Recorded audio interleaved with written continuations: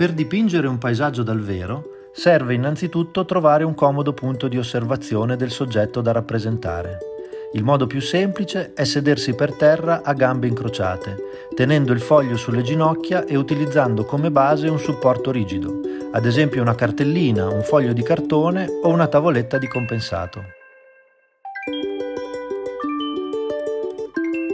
L'attrezzatura va sistemata con cura vicino a noi, soprattutto l'acqua, i colori e il tovagliolo, perché dipingendo sposteremo tantissime volte il pennello, dall'acqua ai colori, dai colori alle vaschette, dalle vaschette al tovagliolo e infine al foglio.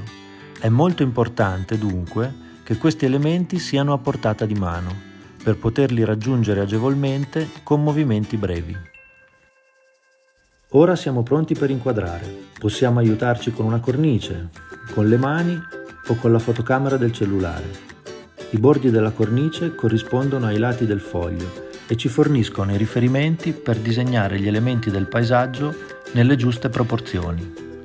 L'orizzonte, ad esempio, è una linea orizzontale poco sotto la metà del foglio. Il tronco dell'albero è una linea verticale al centro dell'inquadratura. Iniziamo a disegnare sul foglio i principali elementi che compongono il paesaggio, con tratti leggeri di matita: l'orizzonte, l'albero in primo piano, gli alberi in secondo piano, le macchie verdi sullo sfondo. Concentriamo ora l'attenzione sulle ombre, individuando le parti più scure dell'immagine. Se sono linee, le ripassiamo con un tratto di matita più pesante. Se sono aree, le copriamo con un rapido tratteggio. I colori più chiari, azzurro del cielo e verde chiaro del prato, sono le parti del foglio da lasciare in bianco, dove interverremo con la prima velatura di colore. Iniziamo dunque preparando i colori chiari di base.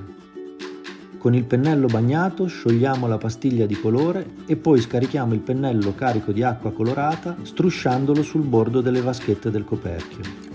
Ripetiamo l'operazione finché non avremo accumulato nella vaschetta una quantità sufficiente di acqua colorata e della giusta intensità.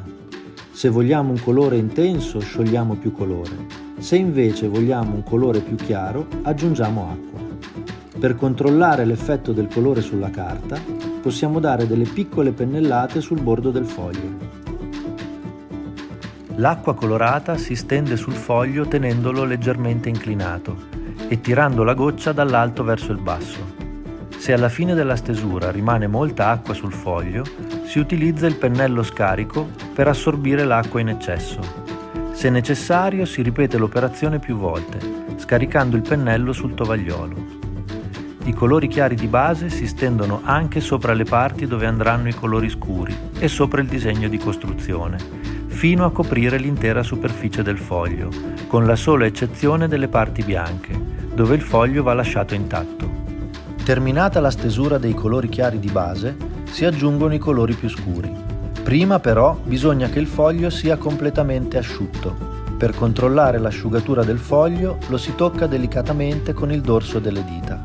Finché ci trasmetterà una sensazione di freddo, bisognerà aspettare che si asciughi. Durante l'asciugatura si preparano nelle vaschette i colori successivi, che saranno via via sempre più scuri. Si procede così per velature successive su foglio asciutto fino al raggiungimento della tonalità desiderata. Nota bene che con questa tecnica si può sempre aggiungere un nuovo velo di colore, più o meno coprente, ma è difficilissimo togliere il colore asciutto. Per questo motivo il nero e i colori molto scuri vanno messi con attenzione e alla fine.